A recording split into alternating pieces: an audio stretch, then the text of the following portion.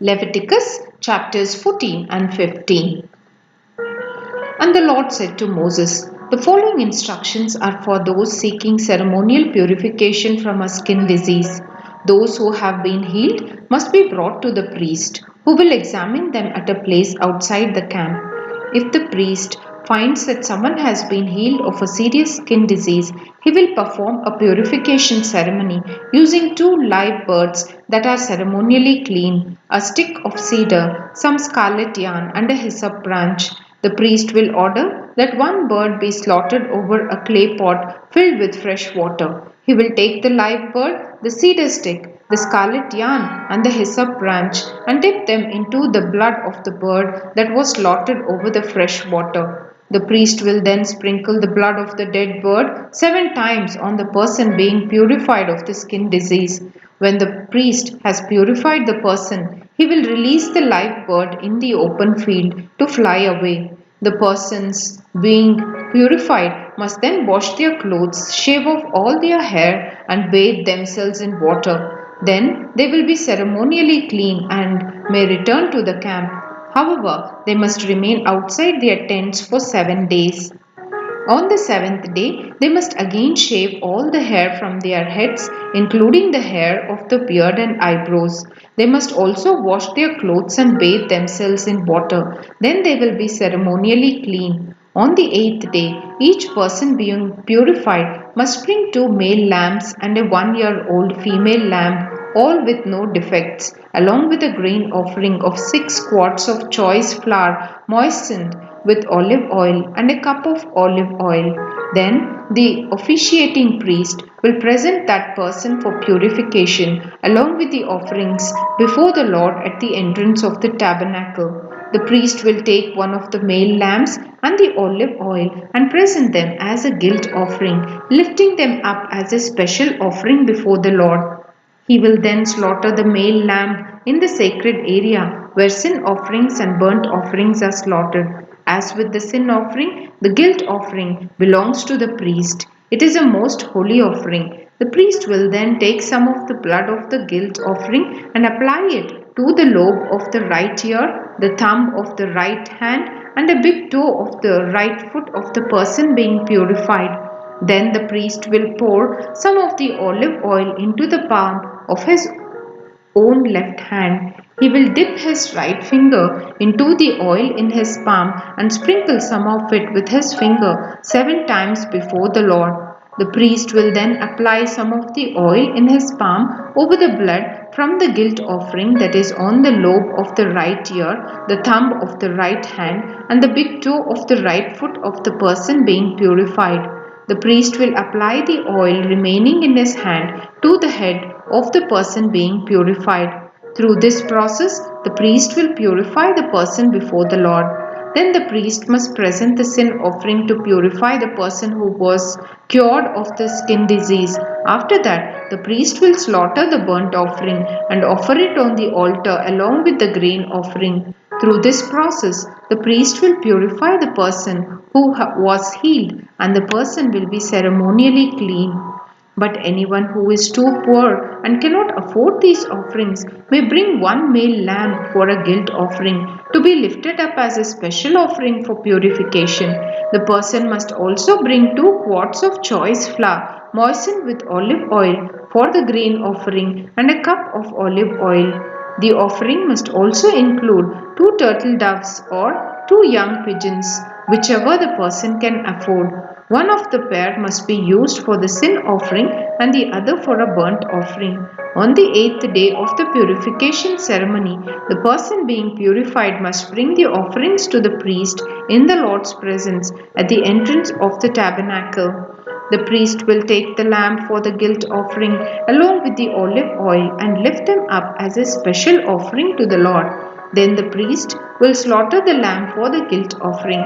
He will take some of its blood and apply it to the lobe of the right ear, the thumb of the right hand, and the big toe of the right foot of the person being purified.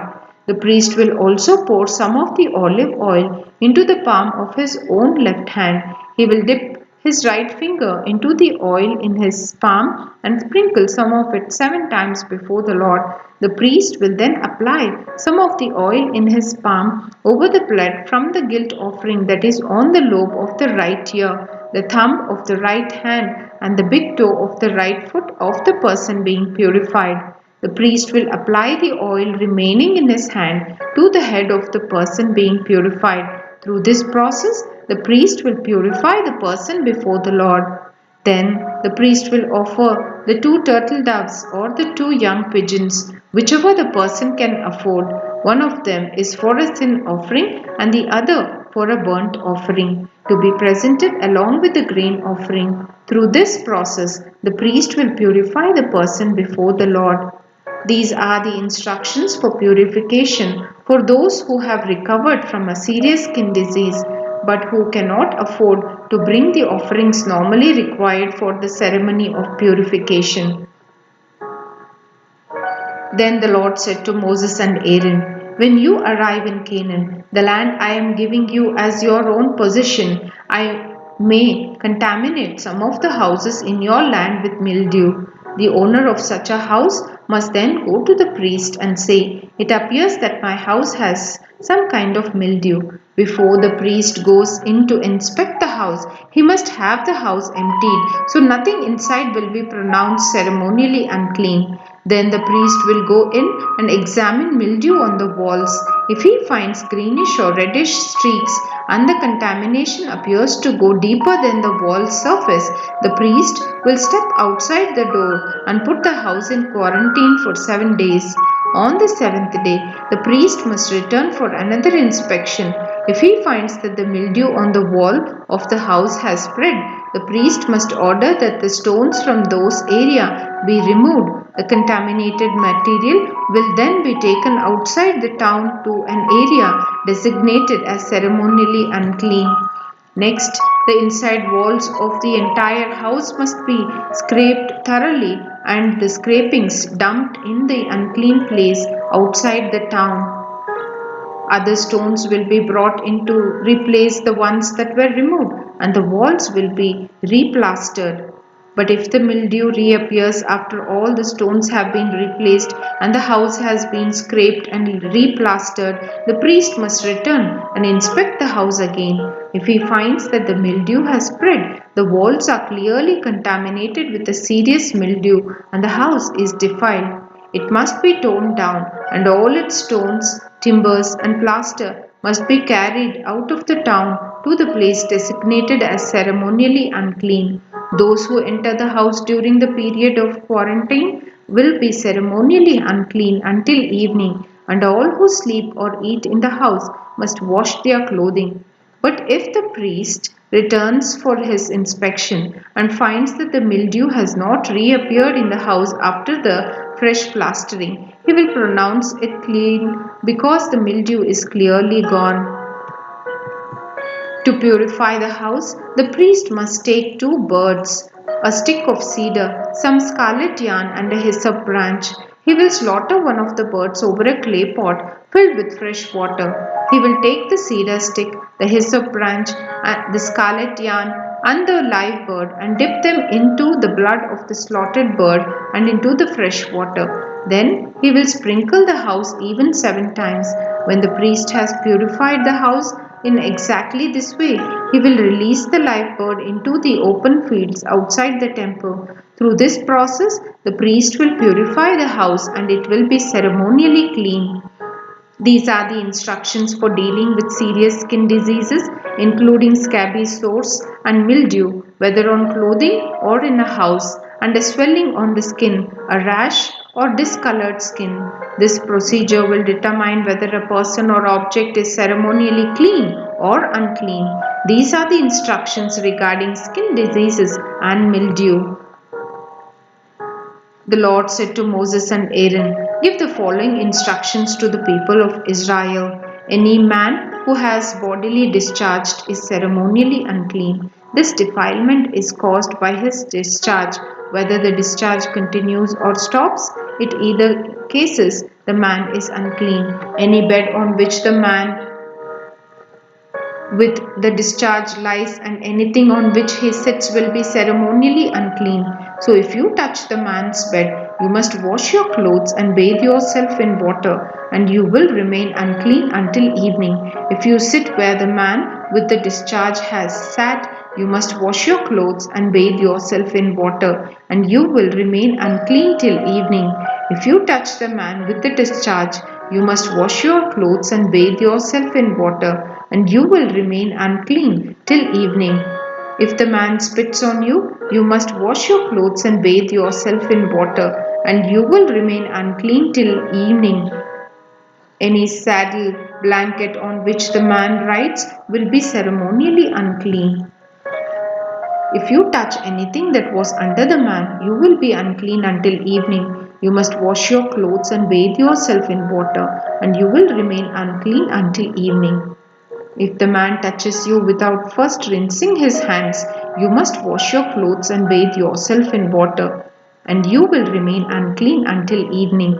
Any clay pot the man touches must be broken, and any wooden utensil he touches must be rinsed with water. When the man with the discharge is healed, he must count off 7 days for the period of purification. Then he must wash his clothes and bathe himself in fresh water, and he will be ceremonially clean.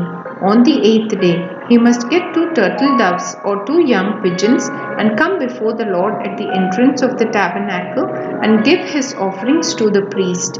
The priest will offer one bird for a sin offering and the other for a burnt offering. Through this process, the priest will purify the man before the Lord for his discharge. Whenever a man has an emission of semen, he must bathe his entire body in water, and he will remain ceremonially unclean until the next evening. Any clothing or leather with semen on it must be washed in water, and it will remain unclean until evening. After a man and a woman have sexual intercourse, they must each bathe in water, and they will remain unclean until the next evening. Whenever a woman has a menstrual period, she will be ceremonially unclean for 7 days. Anyone who touches her during that time will be unclean until evening. Anything on which the woman lies or sits during the time of her period will be unclean. If any of you touch her bed, you must wash your clothes and bathe yourself in water, and you will remain unclean until evening. If you touch any object she has sat on, you must wash your clothes and bathe yourself in water, and you will remain unclean until evening. This includes her bed or any other object she has sat on. You will be unclean until evening if you touch it. If a man has sexual intercourse with her and her blood touches him, her menstrual impurity will be transmitted to him. He will remain unclean for 7 days, and any bed on which he lies will be unclean. If a woman has a flow of blood for many days that is unrelated to her menstrual period, or if the blood continues beyond the normal period, she is ceremonially unclean. As during her menstrual period, the woman will be unclean as long as the discharge continues. Any bed she lies on and any object she sits on during that time will be unclean, just as during her normal menstrual period. If any of you touch these things, you will be ceremonially unclean. You must wash your clothes and bathe yourself in water, and you will remain unclean until evening.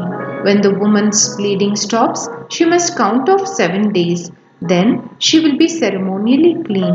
On the 8th day, she must bring 2 turtle doves or 2 young pigeons and present them to the priest at the entrance of the tabernacle.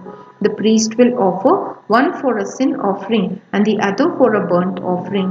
Through this process, the priest will purify her before the Lord for the ceremonial impurity caused by her bleeding. This is how you will guard the people of Israel from ceremonial uncleanness. Otherwise, they would die, for their impurity would defile my tabernacle that stands among them. These are the instructions for dealing with anyone who has a bodily discharge, a man who is unclean because of an emission of semen, or a woman during her menstrual period. It applies to any man or woman who has a bodily discharge, and to a man who has sexual intercourse with a woman who is ceremonially unclean.